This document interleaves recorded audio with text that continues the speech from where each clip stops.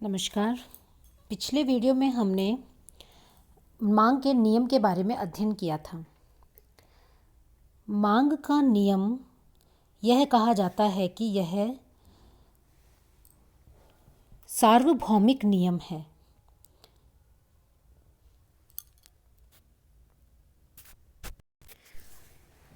यह नियम उतना ही सार्वभौमिक माना गया है जितना कि गुरुत्वाकर्षण का नियम।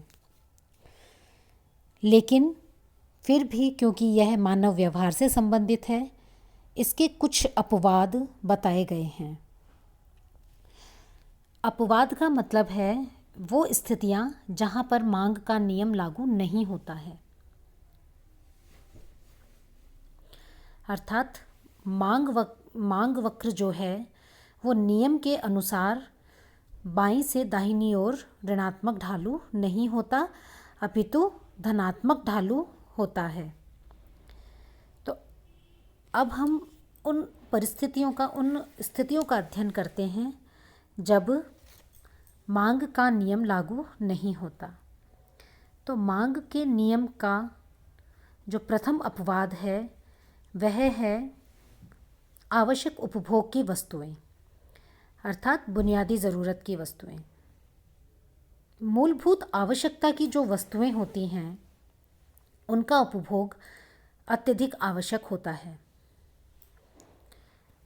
उनके उपभोग को टाला नहीं जा सकता, जैसे कि अनाज, दालें, नमक, इस तरह का। इन वस्तुओं का उपभोग व्यक्ति हमेशा करता है। यदि इनके मूल्य में वृद्धि भी हो जाए तो इनके उपभोग को एक निश्चित मात्रा से कम नहीं किया जा सकता या इनके उपभोग को छोड़ा नहीं जा सकता। अतः कीमत के बहुत बढ़ने पर भी इनकी मांग को कम नहीं किया जा सकता और कीमत के बहुत कम होने पर भी एक निश्चित मात्रा से ज़्यादा इनका उपभोग बढ़ाया नहीं जा सकता। एक व्यक्ति जो 4 रोटी खाता है वह रोटी की कीमत कम होने पर या अनाज की कीमत कम होने पर 8 रोटी एक बार में नहीं खा पाएगा। तो ये ऐसी वस्तुएं हैं जिनका एक निश्चित मात्रा में उपभोग किया जाता है और वह उपभोग हमेशा ही चालू रहेगा। इनके कीमत के बढ़ने पर इनकी मांग में कोई विशेष कमी देखने के लिए नहीं मिलेगी और कीमत के कम होने पर भी इनकी मांग में बहुत विशेष वृद्धि नहीं होगी। दूसरा इसका अपवाद है विलासिता की वस्तुएं। विलासिता या प्रतिष्ठा सूचक वस्तुएं ऐसी वस्तुएं होती हैं जो व्यक्ति अपने अमीरी को दिखाने के लिए खरीदता है, अपने धन को दिखाने के लिए, अपने समाज में अपनी प्रतिष्ठा को बनाए रखने के लिए या दिखावे के लिए खरीदता है। हीरे, सोने चांदी के जवाहरात या बहुत महंगी लग्जरियस गाड़ियाँ, ये ऐसी चीज़ें हैं जो व्यक्ति दिखावे के लिए खरीदता है, जिनसे उसकी समाज में उच्च प्रतिष्ठा स्थापित होती है।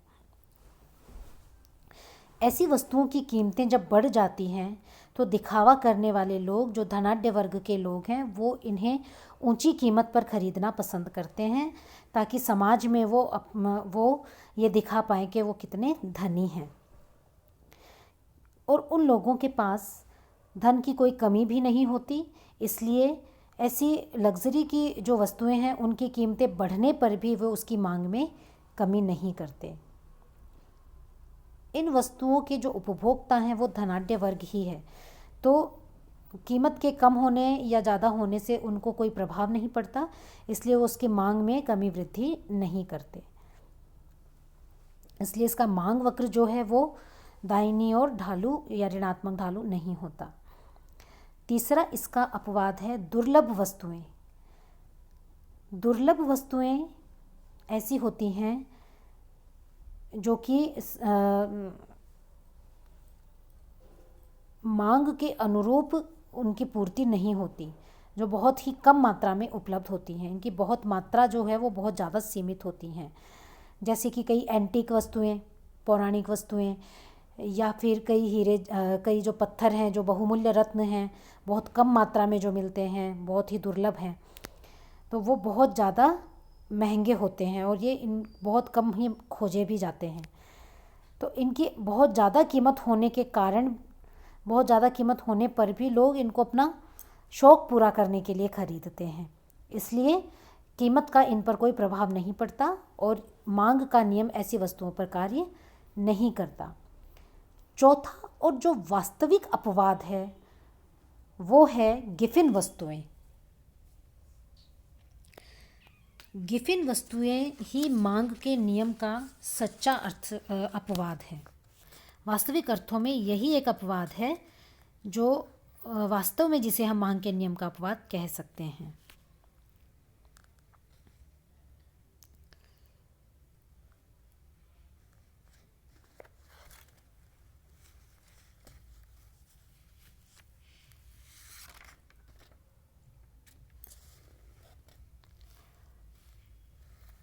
गिफिन वस्तु एक तरह की घटिया वस्तु होती है जिसमें यदि इसकी कीमत बढ़ जाती है तो उपभोक्ता इसकी मांग को बढ़ा देता है और कीमत कम हो जाती है तो उपभोक्ता इसकी मांग को कम कर देता है।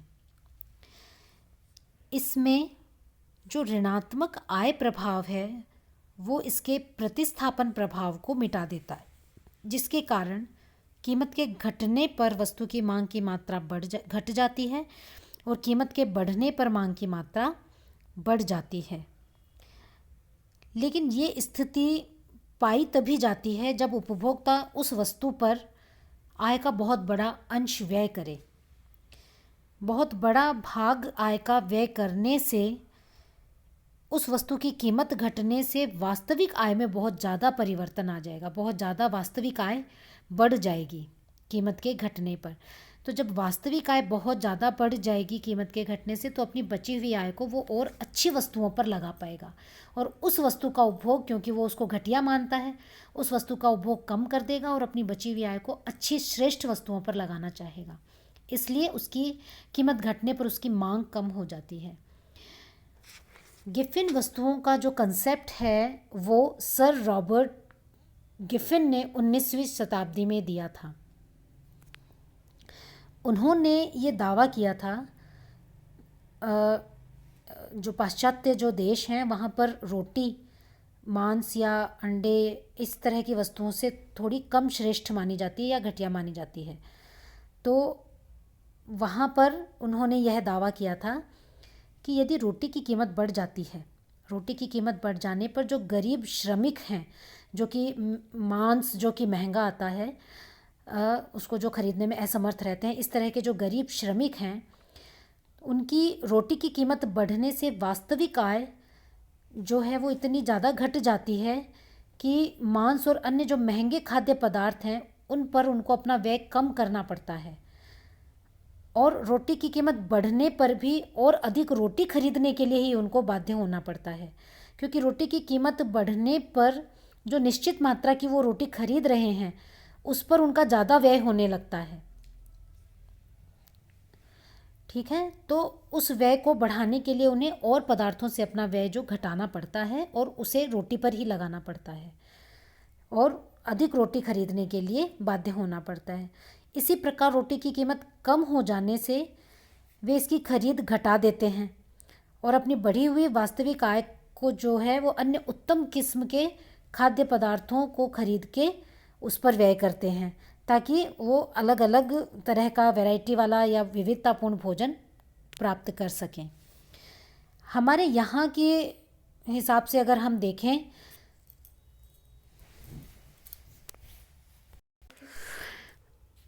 हमारी अर्थव्यवस्था से हम यदि इसको समझें हमारे आसपास के उदाहरण से, तो हम बाजरे और गेहूं का उदाहरण ले सकते हैं। बाजरे को यहाँ हालांकि इसमें भरपूर पोषक तत्व होते हैं, फिर भी मोटे अनाज के रूप में इसे थोड़ा गेहूं से घटिया माना जाता है। तो व्यक्ति की जब आय कम होती है तो वह बाजरे का अधिक उपभोग करता है और एक बड़ा अंश अनाज पर खर्च करता है। कम आय वर्ग वाले लोग अनाज पर अधिक व्यय करते हैं, तो आय का बड़ा भाग उसको खरीदने पर, अनाज को खरीदने पर व्यय करते हैं। तो ऐसी स्थिति में बाजरे की कीमत जब बढ़ जाती है तो उन्हें अपनी आय का और ज़्यादा भाग उस पर व्यय करना पड़ता है। मान लीजिए एक व्यक्ति अपनी सीमित आय से कुछ मात्रा बाजरे का उपभोग करता है और थोड़ी बहुत मात्रा में श्रेष्ठ अनाज कंपैरेटिवली सुपीरियर गेहूं का उपयोग करता है। लेकिन जब बाजरे की कीमत बढ़ जाती है तो क्योंकि हम यह मानते हैं कि गेहूं तो बहुत श्रेष्ठ वस्तु है तो उसकी कीमत तो बहुत ज़्यादा है, तो वह गेहूं तो पूरा उपभोग कर नहीं पाता और बाजरे की कीमत बढ़ गई है, तो ऐसी स्थिति में उसको गेहूं का उपयोग घटा के बाजरे का ही उपयोग बढ़ाना पड़ेगा, क्योंकि वह अपना पूरा प्रतिस्थापन बाजरे से गेहूं की तरफ कर नहीं सकता और बढ़ी हुई कीमत पर उतना ही बाजरा खरीदने के लिए उसे अब गेहूं से अपना उपभोग हटाना पड़ेगा। तो वह पूरा उपभोग बाजरे का प्रारंभ कर देगा और गेहूं का उपभोग बंद कर देगा। ऐसी स्थिति में बाजरे की कीमत बढ़ने पर भी उसे बाजरे की मांग को बढ़ाना पड़ेगा। इसके विपरीत भी हम समझ सकते हैं कि यदि बाजरे की कीमत कम हो जाती है, कीमत कम होने पर जो अतिरिक्त आय उसके पास बचती है वो 2 रोटी जितना बाजरा अब कम कीमत पर कम आय खर्च करके खरीद सकता है, तो वह उस बची हुई आय को श्रेष्ठ वस्तु गेहूं पर लगाएगा। ठीक है, अब बची हुई आय और जो वास्तविक आय उसके पास बढ़ी है उसको और थोड़ी और आय वो बाजरे में से निकालकर अब गेहूं के उपभोग को बढ़ा देगा, क्योंकि वास्तविक आय अब उसकी बढ़ गई है। तो क्योंकि बाजरे पर आय का बहुत बड़ा भाग व्यय होता है, इसलिए बाजरे की कीमत कम होने से उसकी वास्तविक आय जो है वो बहुत ज़्यादा मात्रा में बढ़ जाती है। तो उस बढ़ी हुई वास्तविक आय को वो अब श्रेष्ठ वस्तु गेहूं पर लगाना चाहेगा और बाजरे की मांग को कम कर देगा। तो इस तरह हम समझ सकते हैं कि बाजरे को हमने यहाँ एक घटिया वस्तु की विशेष किस्म गिफिन वस्तु माना है और कीमत के बढ़ने पर इसकी मांग बढ़ जाती है और कीमत के कम होने पर इसकी मांग जो है वो कम हो जाती है। तो यह जो स्थिति है ये मांग के नियम के अपवाद की स्थिति है। ठीक है, ये हमने मांग के नियम के अपवाद पढ़ लिए। यहाँ हमारा जो अध्याय है मांग की परिभाषा, नियम, वक्र में परिवर्तन और उसके अपवाद, ये सब कंप्लीट हो गया।